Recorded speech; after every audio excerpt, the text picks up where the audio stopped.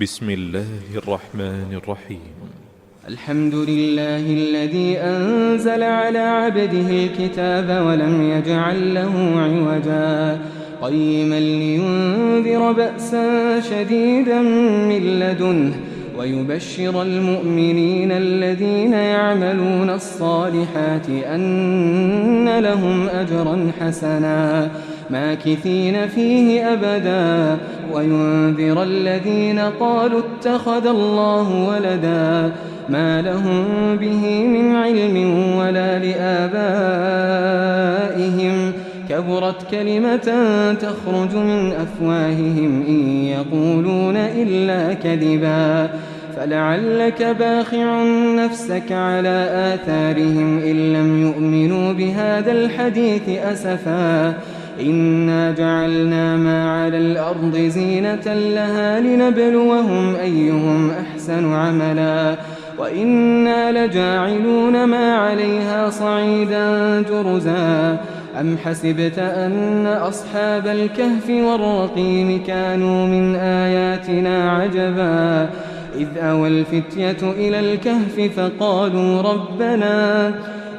الفتية إلى الكهف فقالوا ربنا آتنا من لدنك رحمة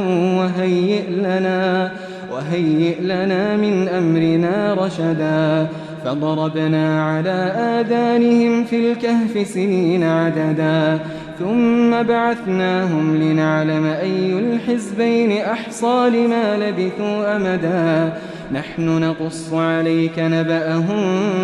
بالحق إنهم فتية آمنوا بربهم وزدناهم هدى وربطنا على قلوبهم إذ قاموا فقالوا ربنا رب السماوات والأرض لن ندعو من دونه إلها لقد قلنا إذا شططا هؤلاء قوم اتخذوا من دونه آلهة لولا يأتون عليهم بسلطان بين فمن أظلم ممن افترى على الله كذبا وإذ اعتزلتموهم وما يعبدون إلا الله فأووا إلى الكهف ينشر لكم ربكم من رحمته ويهيئ لكم من أمركم مرفقا وترى الشمس إذا طلعت تزاور عن كهفهم ذات اليمين وإذا غربت تقرضهم ذات الشمال وهم في فجوة منه ذلك من آيات الله من يهد الله فهو المهتد ومن يضلل فلن تجد له وليا مرشدا وتحسبهم أيقاظا وهم رقود ونقلبهم ذات اليمين وذات الشمال وكلبهم باسط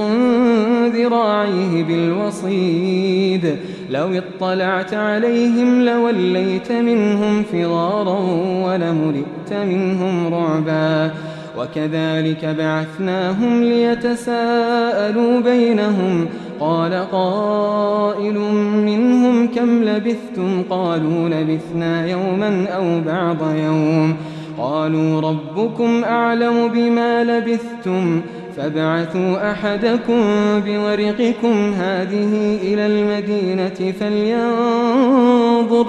فلينظر أيها أزكى طعاما فليأتكم برزق منه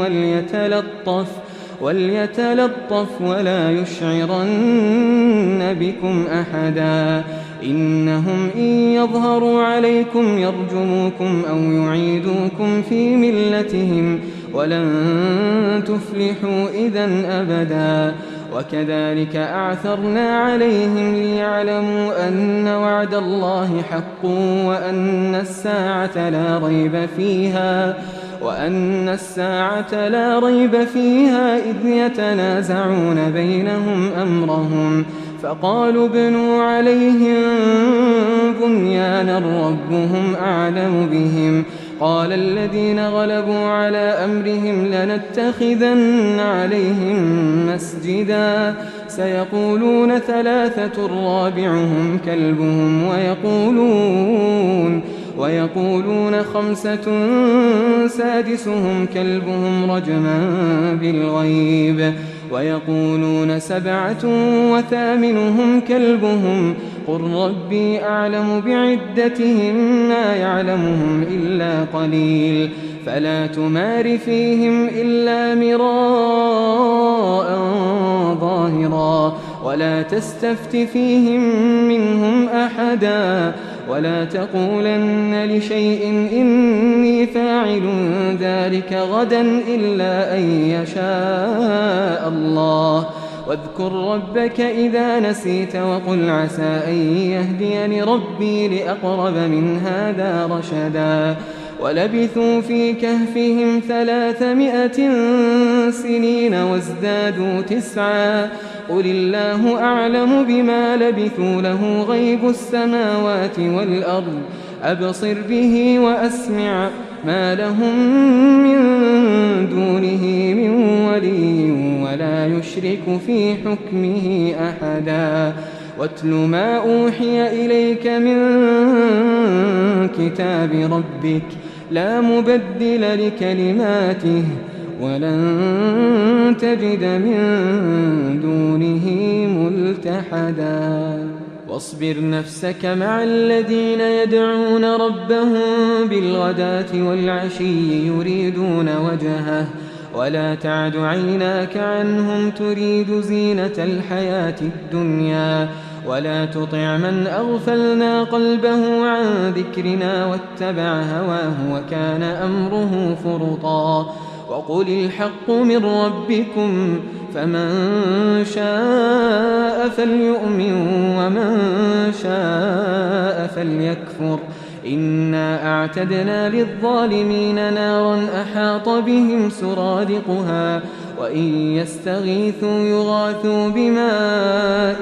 كالمهل يشوي الوجوه بئس الشراب وساءت مرتفقا إن الذين آمنوا وعملوا الصالحات إنا لا نضيع أجر من أحسن عملا أولئك لهم جنات عدن تجري من تحتهم الأنهار يحلون فيها من أساور من ذهب ويلبسون ثيابا خضرا من سندس واستبرق متكئين فيها على الأرائك نعم الثواب وحسنت مرتفقا واضرب لهم مثل الرجلين جعلنا لأحدهما جنتين من أعناب وحففناهما بنخل وجعلنا بينهما زرعا كلتا الجنتين آتت أكلها ولم تظلم منه شيئا وفجرنا خلالهما نهرا وكان له ثمر فقال لصاحبه وهو يحاوره أنا أكثر منك مالا وأعز نفرا ودخل جنته وهو ظالم لنفسه قال ما أظن أن تبيد هذه أبدا وما أظن الساعة قائمة ولئن رددت إلى ربي لأجدن خيرا منها منقلبا قال له صاحبه وهو يحاوره أكفرت بالذي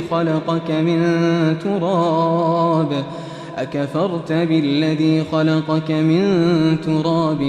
ثم من نطفة ثم سواك رجلا لكن هو الله ربي ولا أشرك بربي أحدا ولولا إذ دخلت جنتك قلت ما شاء الله لا قوة إلا بالله إن ترني أنا أقل منك مالا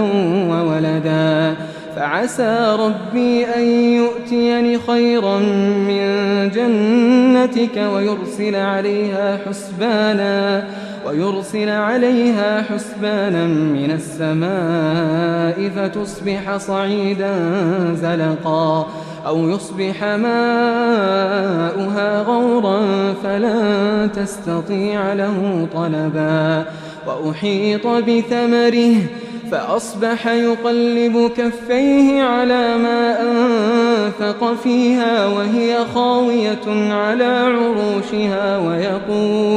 ويقول يا ليتني لم أشرك بربي أحدا ولم تكن له فئة ينصرونه من دون الله وما كان منتصرا هنالك الولاية لله الحق هو خير ثوابا وخير عقبا واضرب لهم مثل الحياة الدنيا كماء إن أنزلناه من السماء فاختلط به نبات الأرض فأصبح هشيما تذروه الرياح وكان الله على كل شيء مقتدرا المال والبنون زينة الحياة الدنيا والباقيات الصالحات خير عند ربك ثوابا وخير أملا ويوم نسير الجبال وترى الأرض بارزة وحشرناهم فلم نغادر منهم أحدا وعرضوا على ربك صفا لقد جئتمونا كما خلقناكم أول مرة بل زعمتم أن لن نجعل لكم موعدا ووضع الكتاب فترى المجرمين مشفقين مما فيه ويقولون يا ويلتنا ما لهذا الكتاب لا يغادر صغيرة ولا كبيرة إلا أحصاها ووجدوا ما عملوا حاضرا ولا يظلم ربك أحدا وإذ قلنا للملائكة اسجدوا لآدم فسجدوا إلا إبليس كان من الجن ففسق عن أمر ربه أفتتخذونه وذريته أولياء من دوني وهم لكم عدو بئس للظالمين بدلا ما أشهدتهم خلق السماوات والأرض ولا خلق أنفسهم وما كنت متخذ المضلين عضدا ويوم يقول نادوا شركائي الذين زعمتم فدعوهم فلم يستجيبوا لهم وجعلنا بينهم موبقا ورأى المجرمون النار فظنوا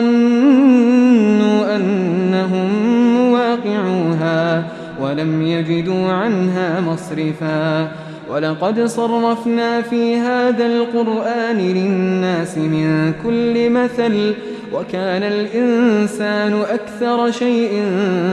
جدلا وما منع الناس أن يؤمنوا إذ جاءهم الهدى ويستغفروا ربهم إلا أن تأتيهم سنة الأولين أو يأتيهم العذاب قبلا وما نرسل المرسلين إلا مبشرين ومنذرين ويجادل الذين كفروا بالباطل ليدحضوا به الحق واتخذوا آياتي وما أنذروا هزوا ومن أظلم ممن ذكر بآيات ربه فأعرض عنها ونسي ما قدمت يداه إنا جعلنا على قلوبهم أكنة أن يفقهوه وفي آذانهم وقرا وإن تدعهم إلى الهدى فلن يهتدوا إذا أبدا وربك الغفور ذو الرحمة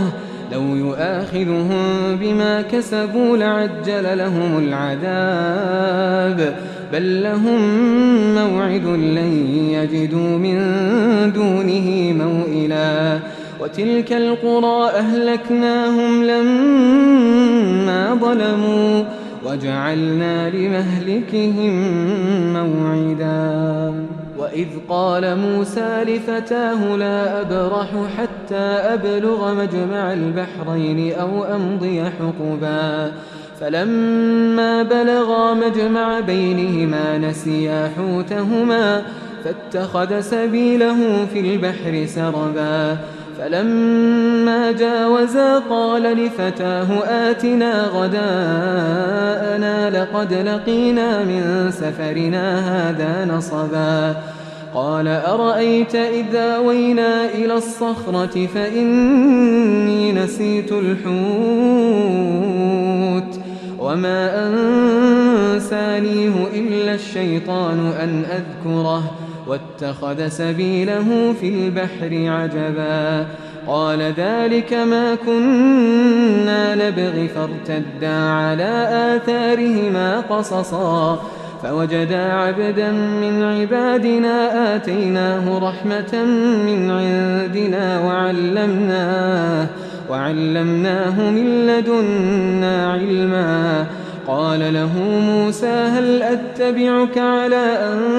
تعلمني مما علمت رشدا قال إنك لن تستطيع معي صبرا وكيف تصبر على ما لم تحط به خبرا قال ستجدني إن شاء الله صابرا ولا أعصي لك أمرا قال فإن اتبعتني فلا تسألني عن شيء حتى أحدث لك منه ذكرا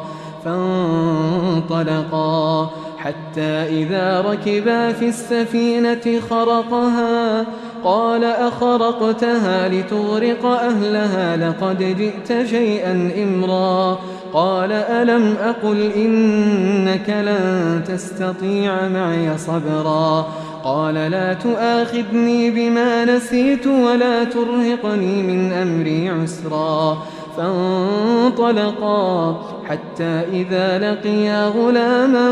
فقتله قال أقتلت نفسا زكية بغير نفس لقد جئت شيئا نكرا قال ألم أقل لك إنك لن تستطيع معي صبرا قال إن سألتك عن شيء بعدها فلا تصاحبني قد بلغت من لدني عذرا فانطلقا حتى إذا أتيا أهل قرية استطعما أهلها فأبوا أن يضيفوهما فوجدا فيها جدارا يريد أن ينقض فأقامه قال لو شئت لاتخذت عليه أجرا قال هذا فراق بيني وبينك سأنبئك بتأويل ما لم تستطع عليه صبرا أما السفينة فكانت لمساكين يعملون في البحر فأردت أن أعيبها وكان وراءهم ملك يأخذ كل سفينة غصبا وأما الغلام فكان أبواه مؤمنين فخشينا أن يرهقهما طغيانا وكفرا فأردنا أن يبدلهما ربهما خيرا منه زكاة وأقرب رحما وأما الجدار فكان لغلامين يتيمين في المدينة وكان تحته كنز لهما وكان أبوهما صالحا فأراد ربك أن يبلغا أشدهما ويستخرجا كنزهما رحمة من ربك وما فعلته عن أمري ذلك تأويل ما لم تسطع عليه صبرا ويسألونك عن ذي القرنين قل سأتلو عليكم منه ذكرا إنا مكنا له في الأرض وآتيناه من كل شيء سببا فأتبع سببا حتى إذا بلغ مغرب الشمس وجدها تغرب في عين حمئة ووجد عندها قوما قلنا يا ذا القرنين إما أن تعذب وإما أن تتخذ فيهم حسنا قال أما من ظلم فسوف نعذبه ثم يرد إلى ربه فيعذبه عذابا نكرا وأما من آمن وعمل صالحا فله جزاء الحسنى وسنقول له من أمرنا يسرا ثم أتبع سببا حتى إذا بلغ مطلع الشمس وجدها تطلع على قوم لم نجعل لهم من دونها سترا كذلك وقد أحطنا بما لديه خبرا ثم أتبع سببا حتى إذا بلغ بين السدين وجد من دونهما قوما لا يكادون يفقهون قولا قالوا يا ذا القرنين إن يأجوج ومأجوج مفسدون في الأرض فهل نجعل لك خرجا على أن تجعل بيننا وبينهم سدا قال ما مكنني فيه ربي خير فأعينوني بقوة أجعل بينكم وبينهم ردما آتوني زبر الحديد حتى إذا ساوى بين الصدفين قال انفخوا حتى إذا جعله نارا قال آتوني أفرغ عليه قطرا فما استطاعوا أن يظهروه وما استطاعوا له نقبا قال هذا رحمة من ربي فإذا جاء وعد ربي جعله دكاء وكان وعد ربي حقا وتركنا بعضهم يومئذ يموج في بعض ونفخ في الصور فجمعناهم جمعا وعرضنا جهنم